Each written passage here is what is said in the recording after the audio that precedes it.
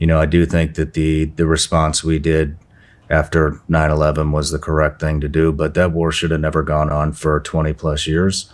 I think one thing that America learned during World War II is war makes a lot of money. We were there for the wrong reason. I think we were there to make money. Sean Ryan is a warfighter with the number 3 ranked podcast on Spotify. His claim is hard to ignore. Let's take a look at the insane amount of money the Department of Defense spent on the global war on terror.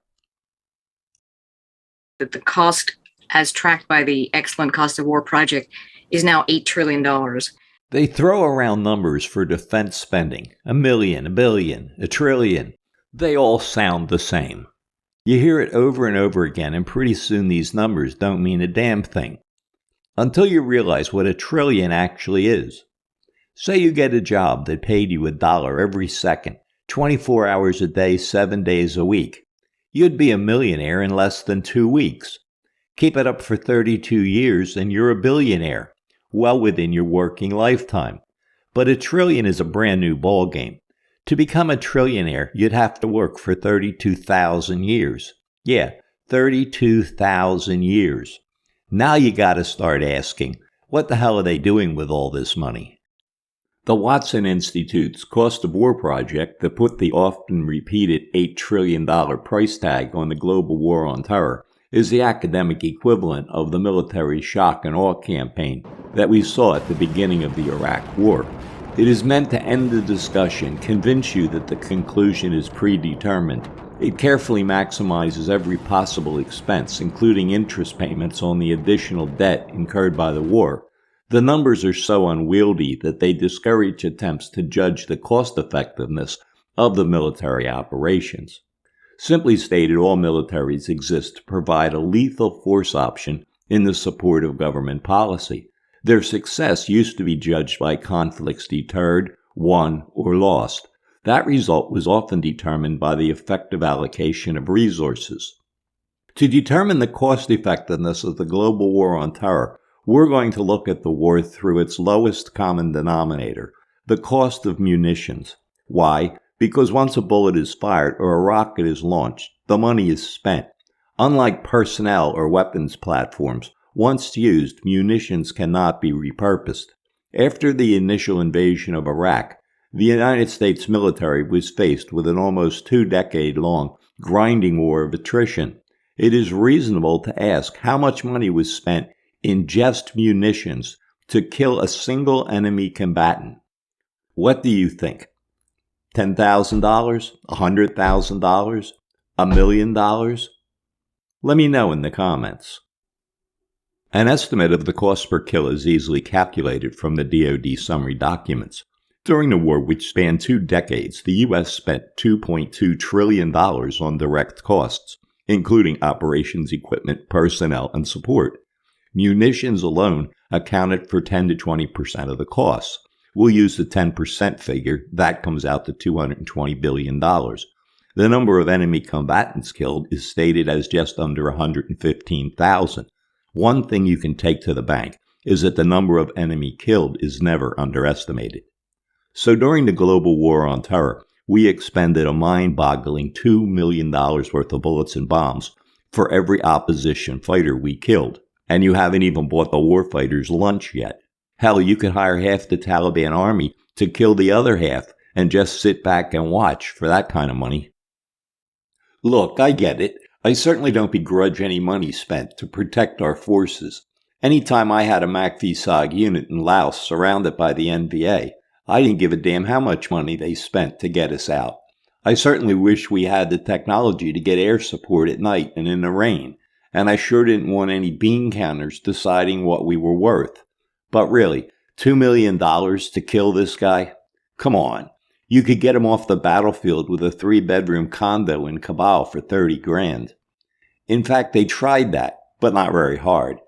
They had the Peace and Reintegration Program that paid a surrendering Taliban soldier an initial few $100s and another $2,000 or so for support for less than a year. It was chump change, and a lot of the money ended up in the pockets of the locals, so the program was canceled. As Americans, we hate low-level corruption. The amount of waste in the global war on terror went pretty much unnoticed by the public until after the introduction of the iPhone in 2007, when servicemen started posting combat footage to the web. It was fun watching enemy vehicles getting smoked until people realized we were routinely blowing up 10-year-old pickup trucks with $130,000 Hellfire missiles. Those of us who grew up watching World War II movies thought the idea was to destroy something of greater value with something of lesser value. You know, like you sink a ship with a torpedo. The military argues that this comparison is unfair because the GWAT enemy didn't have any high-value physical targets, as if that gave them free rein to spend $100,000 to blow up a pickup truck. Realizing they had what they called a perception problem, they developed a laser guidance package to be screwed into the 2.75-inch rockets we had used in Vietnam. But they didn't make it to the field in quantity until most of the fighting was over, and they still cost $30,000 a pop. Putting an exclamation point on the war's military waste were the stockpiles of hardware left behind during the chaotic 2021 withdrawal from Afghanistan. The dollar amount is in dispute, and as usual subject to political infighting. Fact is, accounting for equipment has never been a military strong suit.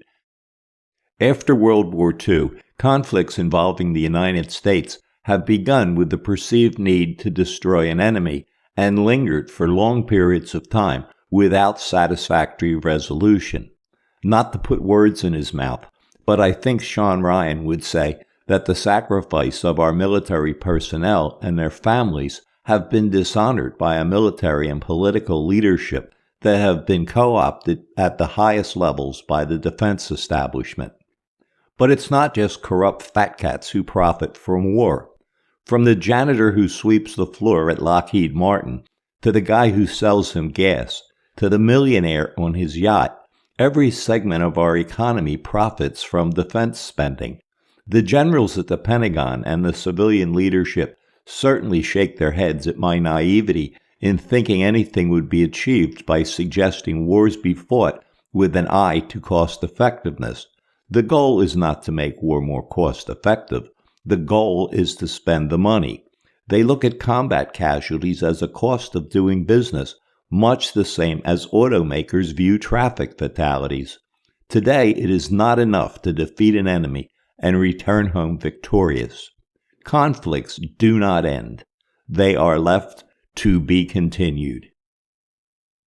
You will find my book Dawson's War worthwhile. Rather than just accounts of MACV-SOG's various missions, Dawson's War is the story of 5 men, 3 Americans and 2 Brew Mountain Yard mercenaries. I'll take you with us for a year. You'll get your fair share of gunfights in Laos, because we did. But SOG was so much more than gunfights. SOG was a brotherhood, and unless you experience the camaraderie we shared, you can't really know SOG. Through Dawson's War, these 5 men will become your friends, and like we do, you'll miss them when it's over. In the end, you'll be able to answer SOG's most asked question: what kind of men ran these dangerous missions? Get a copy today at Amazon. Hey, do me a favor, like and subscribe. It helps. Thanks.